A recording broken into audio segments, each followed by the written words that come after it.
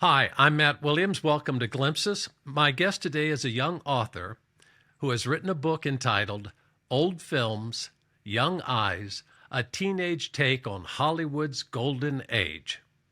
I was asked to write a blurb for her book, which I gladly did, because she has written a book about the influence of classic Hollywood films and how they remain relevant and continue to influence contemporary audiences. While I was reading this book, I found myself smiling and shaking my head in disbelief because of the insights and the observations this young author made. She also writes songs, movies, and television pilots. Remarkably talented, it's my great pleasure to welcome Simone Elias onto Glimpses.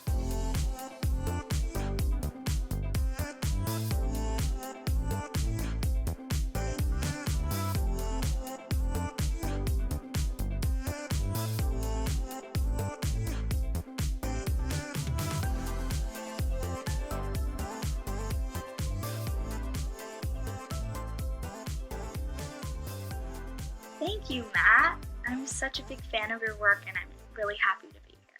Well, thank you so much. First thing I have to ask is your age. How old are you? Well, so I am 14, but I'm turning 15. People say it is a bit more impressive that I'm 14 now. Were you 14 when you wrote the book, or how old were you when you started the book? Well, so it's been an ongoing project, actually. I was working on a podcast about classic movies, and I was 12 and 13 then. So it started a little bit earlier. How did you become this brilliant writer at 14? Yeah, so actually everybody in my family is a writer. I don't think there's not a single person who isn't. There's 5 generations of published authors in my mom's family, starting with my great-great-grandfather's brothers, one of them was a blacklisted screenwriter, and then everybody since then has published a book. At the beginning of your book, you quote a proverb: to move forward, you must look back. What inspired you to write about classic movies, looking back at these classic movies? So I've always been interested in history, but I think what really inspired me so much was that I had a window into the past that wasn't just stale information and dates. I could watch something with my own eyes and really connect to characters and connect to a past that I didn't get to actually live in. And I started discovering all these different things, like what money used to look like, and the way people dressed, and I could tell people all this new information about history. And so I think that's what made it so captivating. But you also, one of the things that you write about in your book is female roles from those classic films and how they impact today's audiences. Can you talk a little bit about that? Who are some of the actresses that embodied those roles? I think one of the ones that really inspired me the most was when I saw, near the end of writing the book, Clara Bow in a movie from 1932. It's called Call Her Savage, and it's about a half Native American woman who moves to the city and deals with all the cruelty of 1930s life and industrialism and patriarchy. And it was such a biting critique of the patriarchy that I was like, there's no way this isn't an actual movie that we put out today. And so these female roles, some of them were very, what you would expect out of a 1950s movie. There were housewives, there were women who obeyed, and then there were also the women who stepped outside of that box, and both of them are valuable and both of them are interesting to watch.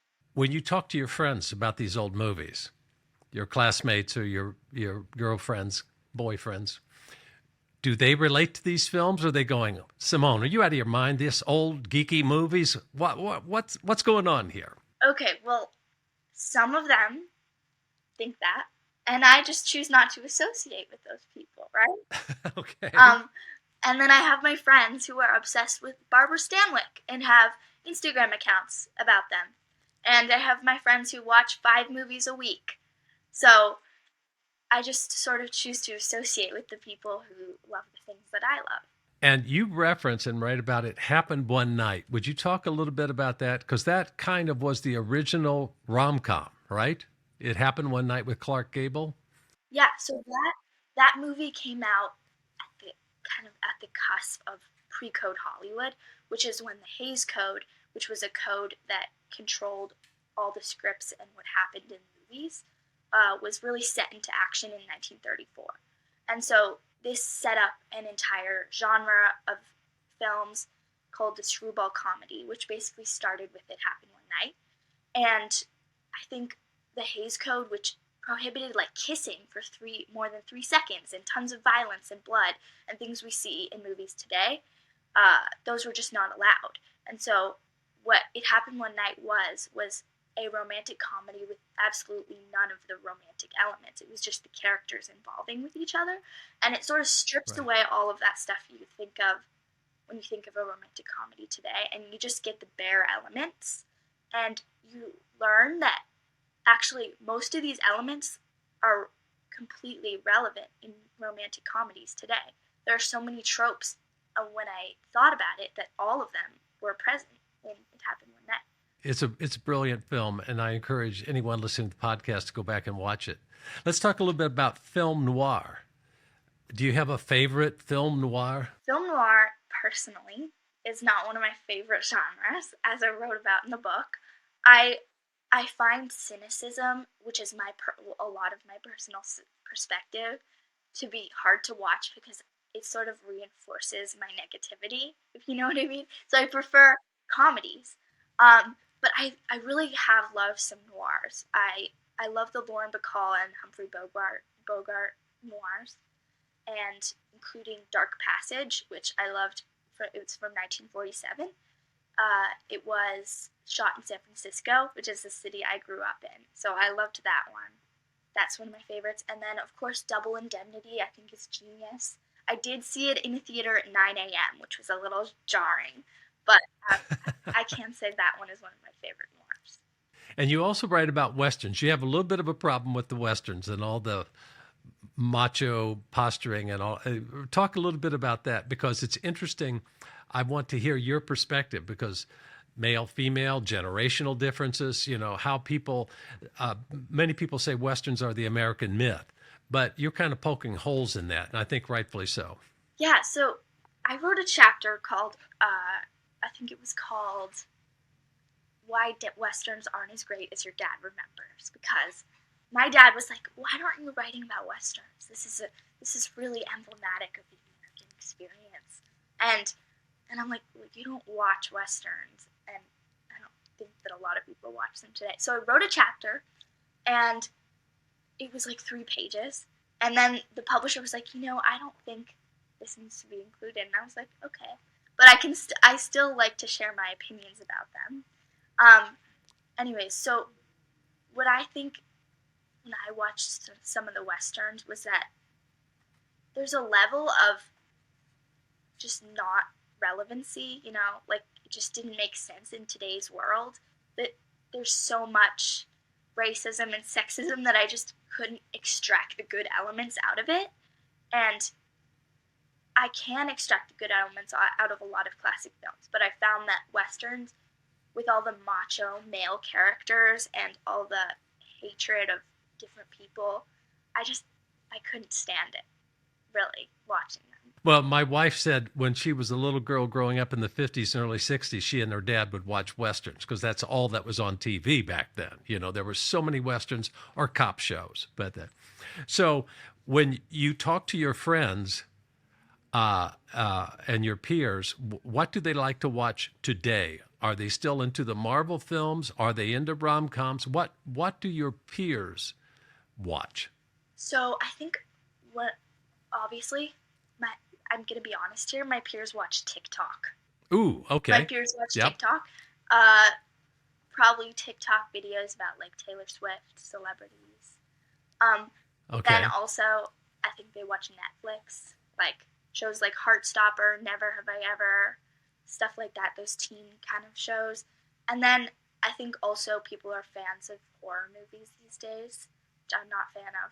So people would occasionally ask me, like, "You want to go see a horror movie this weekend?" And I'm like, No, no, please no. No, I'm with you there. I'm not. I get scared. I can't Okay, sit through them. I have nightmares. yeah, I don't do that. exactly. So Um, do you have a favorite? When you, it's kind of a hard question to ask, but with all the classic actors from that era, do you have a favorite actress and actor? If you go, who's the quintessential actor for you? The quintessential actress for you? my favorite actress is Ginger Rogers because Ginger Rogers. I just I became obsessed with her feisty, fierce attitude, and I was like, wow, you are so not what I would think of a 1930s woman to be. And she's so comedic, and I loved her co-stars, and the plots of her films were so engaging and fun to watch. And then I just sort of fell in love with the dancing in her movies with Fred Astaire. And then I also think my favorite male actor is probably Cary Grant because Yeah. there's so much variety of movies. When you watch Cary Grant, when you see his early films, because he came from the stage, obviously, he was an acrobat and then came from the stage. He's so acting. He's acting. And then as he got older, he becomes minimalistic and really becomes intriguing. And he becomes the leading man that we think of as Cary Grant, right? Exactly. That's like the spastic energy you're thinking of is definitely screwball comedy energy. That's a screwball energy, and in films, Yeah. Cary Grant's films like The Awful Truth or Bringing Up Baby, which are some of my favorite of his movies. I think that's not really the Cary Grant that people think of. They think of him in North by Northwest. Yeah, I'm thinking of Arsenic and Old Lace, where he's bugging his eyes and he's overacting. And then you think of Houseboat and you think of, well, any movie he did where he is Cary Grant. And I think I saw an interview where he said, I sometimes wish that I was Cary Grant, that the persona that he presented. I think for young men, at least in my generation, it was Cary Grant or James Bond. Every man wanted to be one of those two, right? Well, I wouldn't know, All right. but I would want to be Cary Grant too. I want to talk about your friends and your generation because you are so articulate and so smart, and you're 14 years old. Thank you. Tell me about what you, outside of movies, what do you and your friends worry about? What are your fears? What are your hopes? Obviously there's cataclysmic climate change, there's threats of war and all this, but for your generation, when I was growing up, it was always the atomic bomb or communist. That's what I was taught in the 50s, right? Which permeated movies. What is it you wrestle with and talk about with your friends? So the hard thing to answer about this is that I don't identify that much with the people who are in the schools I've been in. I don't really know what kind of things they do worry about, but I do know that my intelligent friends who are my age, we worry about all the things going on in the world right now. We don't talk about them that much, but we're kind of like, everybody's telling us the world's going to be over. What are we going to do? What are we going to do? What are we going to do? And we're like, we're kind of hopeless, but then at the same time we're hopeful. And I think it just really we have a teenage perspective, which is both of those things. And I think when you ask what we talk about teenage things, like obviously, like crushes or school or stuff like that. But then also movies and what's going on in pop culture and history and stuff like that. I don't actually think being a teenager has changed that much. Okay, it hasn't. I like the word hope because I mean this sincerely. When I read your book and I realized how bright and articulate and wonderful you are, I thought this young woman gives me hope. We can despair about the younger generation. Every generation complains about this younger generation, but I think you inspire hope. That's so kind of you. Thank you so much. That's what I'm aiming to do. And then also there are times when I don't feel hopeful, and I just have to sort of look to people like that. Social media. There's all this talk now, all these articles about the impact of smartphones on what it does to a young brain. I know in the UK they passed a law that you can't, in certain institutions, schools, carry a smartphone. what's your take on the proliferation of social media, smartphones, good, bad, indifferent? How do you feel about that? Yeah, I it's a hard topic to discuss, but I grow up my first 5 years, I didn't have a lot of smartphones around me, and I can't really imagine what it would have been like otherwise. I assume a lot harder. Um, so I I have scrapbooks full of baby photos of me, and my sister has videos that are uploaded privately to YouTube. So that's like a 3 year gap, and so I really see the effects on younger children and on my own generation. And as I grew up, there were more and more phones around me, and they became more omnipresent. And I just, I got to a point where I was like, this isn't going away, so I gotta just learn how to make fun of it. And that's my defense mechanism for everything, just humor. And so I'm like walking down the street, just make fun of people who are on their phones, and then sometimes just helps me. And the way I approach technology is that I just try to use it as creatively and the most fun way that I can, and to do things that I enjoy. The comparing your life against their life.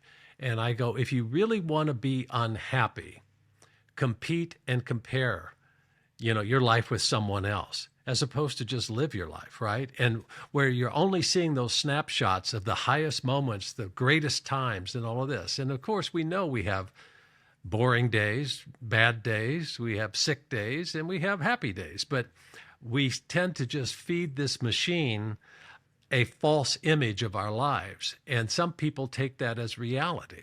I definitely. Do you block people? Are there certain people where you go, I don't want to see them?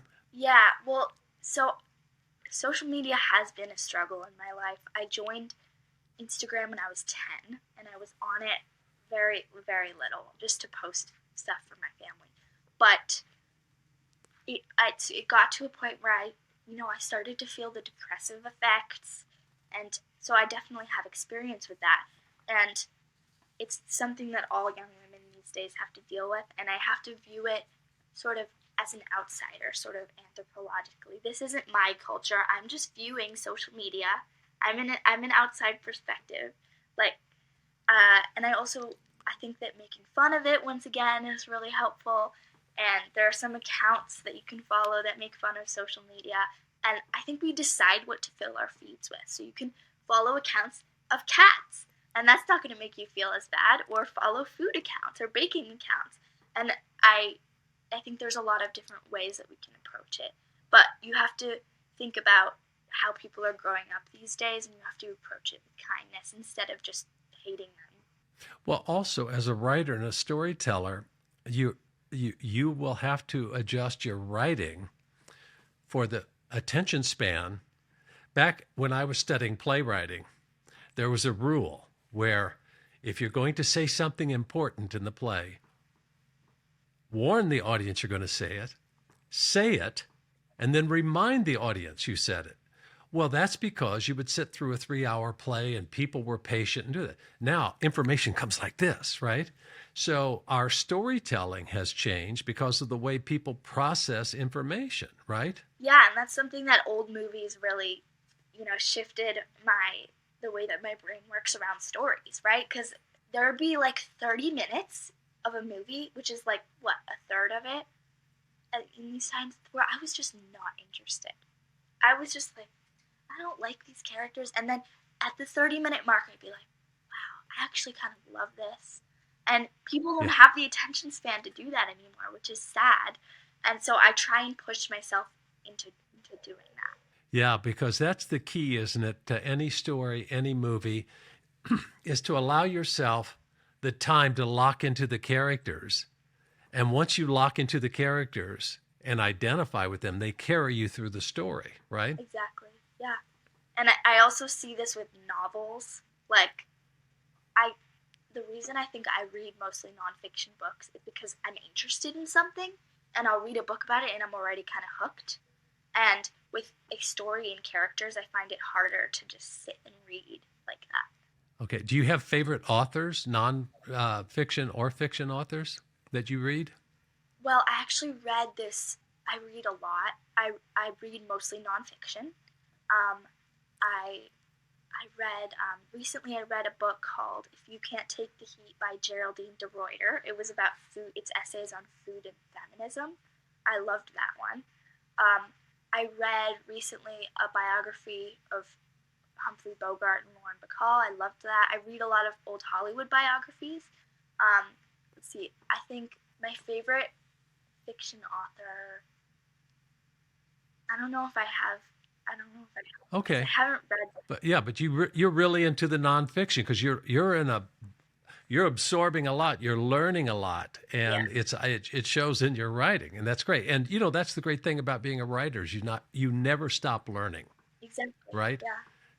Yeah, I'm over 70, and I think I'm beginning to get the hang of it. I don't So, think I have. I don't think I have a hang of it yet. But do you have? And if you don't want to say this, you don't have to. Do you have an ultimate dream or goal? What is your ultimate dream? you, I do have this. I think my ultimate goal with my writing is three things. I want to help people, and I want to make them laugh, and I want to make them think about things that they didn't think about. That is brilliant. I'm not going to share my personal mission statement as a writer, You can. but it is almost identical to yours. I do. I want people to laugh. I want them to cry, think, and feel. And I want to remind them of their connectedness to their fellow human beings. Yes. I recently read a book called It's All Relative by A.J. Jacobs, and it was about how we are all cousins, and it was kind of mind blowing because I've been doing some research into genealogy, and I was like, hey, like the most distant person just is your 70th cousin. So, really, why do we treat people like this if we're all cousins? I think that's brilliant. Yes, I believe we are connected. Now, this may sound like a silly question because you are this writer and you read voraciously. Do you have a favorite subject in school that you like studying besides writing? Okay, I, this is very obvious, but it's English and history. It's English and history. Yep. And then I really don't like math. I enjoy some forms of science, like social sciences, and I loved doing plays and drama for a bit. What advice do you have for the 12 or 13 or 10-year-old who's going to watch this and go, I want to write like her. I want to write like Simone. What would you tell a young aspiring writer? This is the question I always dreamed of somebody asking me, because now this means that I am not a young aspiring writer anymore, which I believe I am. You've written. I, Yeah, you've actually written. You've done it. I think that the two things I would say are to not give up on a project because you're sick of it.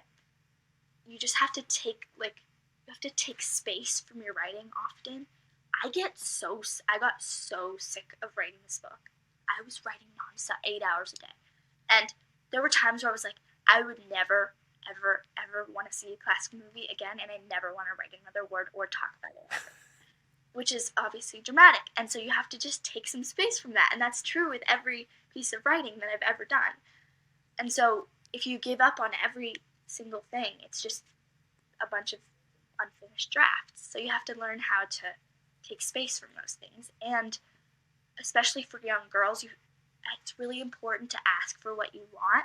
I got so many things just because I sent an email with my work and asked for what I wanted, and people will say no and they won't reply, but you will get where you want to go sooner than you think you will. And the biggest obstacle is just asking for what you want. But also tenacity. Tenacity is as important as talent. And sometimes it's just the sheer will to keep pushing through. And you know that when you hit a chapter or even a paragraph and it's just not quite happening, and you just keep grinding away. And I told someone who's a non-writer, I said that one chapter in the book, I rewrote that 25 times. And they looked at me like I was out of my mind. And I go, but that's the process. And sometimes you write and rewrite, and then you come back to what you wrote and go, oh, it wasn't as bad as I thought. But that's all part of the process. But if you don't commit, I guess that's the word I'm looking for, commit to the process and abandon it as soon as you hit the wall, so to speak, then you'll never be a writer. Yeah. You're a living example of that. Well, thank you. So you're stubborn. You're a stubborn gal. I mean, honestly, it doesn't feel like it because writing is it's second nature for me. It's like I've been doing it for forever, and so it's like, oh yeah, I'm gonna get sick of this, and I just need a break. Now, do you have a writing schedule? Do you write in the morning, at night? Do you write whenever you have a free moment? What's your schedule like? Because you have so much else going on in your life. How do you find the time to write a book? Well, I'm homeschooled, so I really took off. Oh. I really took off school. Well, so when I was writing the book, but I do a independent study program. So I got time to do that, and then I also I don't really have times that I like to write. I just get these huge bouts of inspiration where I'm like, I have to go do this, and then I write for hours. And then sometimes I'll write for a little bit and not like it. It varies a lot. Are you a typer? Are you a yellow pad person? How do you process your writing? So how do you get it onto the page? My dad is a lawyer, and he has these huge stacks of legal writing on legal pads, and I just couldn't do that. I haven't written anything like actually writing it down since I was probably in fourth grade. So do you write on can you write on your phone when you get an idea? Do you put it in your phone? I don't like typing on the phone. I'm much better at the keyboard. Yeah, something funny is that in ninth grade right now they're trying to make me take a typing course, and they're like, this is where the T button is, this is where the O is, and I'm like, I took a typing class in 100 years ago when I was in high school. And it was so disconcerting because they used to time you and you couldn't look at your hands. Now, this is long before computers or phones. And I would be sitting there and you'd have 1 minute to type all the words, but you couldn't look at your hands. And I was typing and it was so fast. But I had like 95% incorrect words on the page. So, and I watch my kids who are adults now, and the notion of taking a typing class seems absurd because they grew up typing. They grew up on a computer. They grew up on a phone, exactly. Right? Yeah. Yeah. So do you have, what kind of music are you into? What do you listen to? Okay, so I have a very wide variety of what I listen to. When I started getting into classic movies, I started listening to like 1930s jazz. And then I love 70s funk, 90s rap.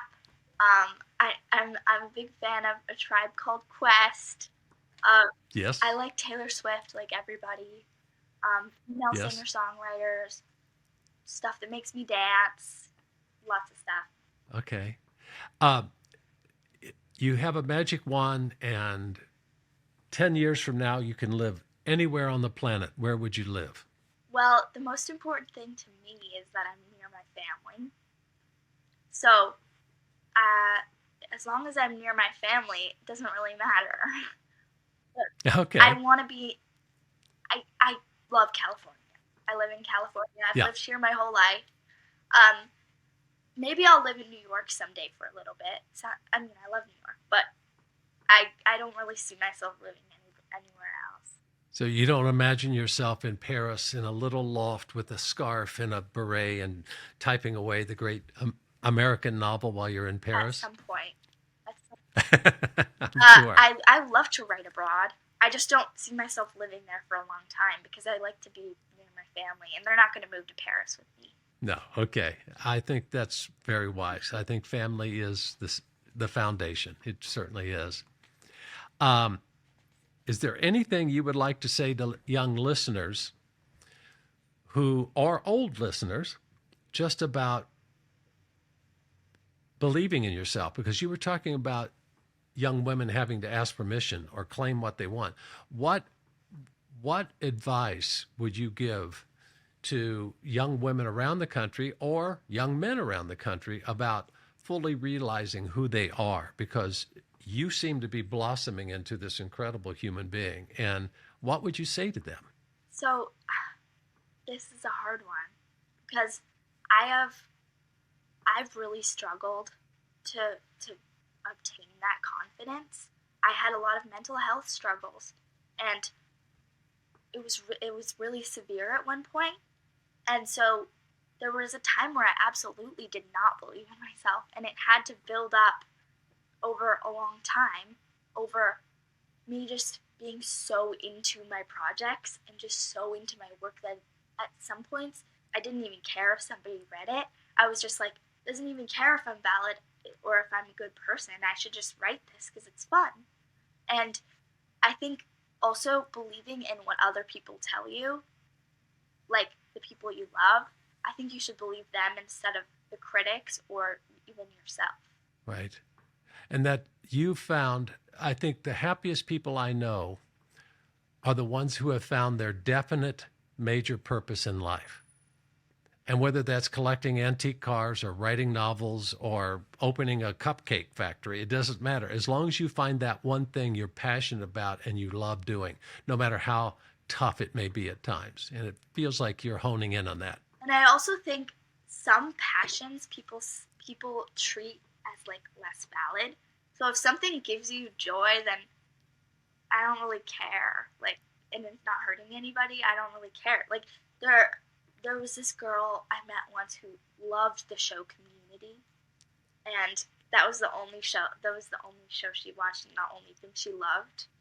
And I was like, okay, if that makes you happy, that's awesome. I just think it doesn't have to be something huge, like wanting to be a doctor.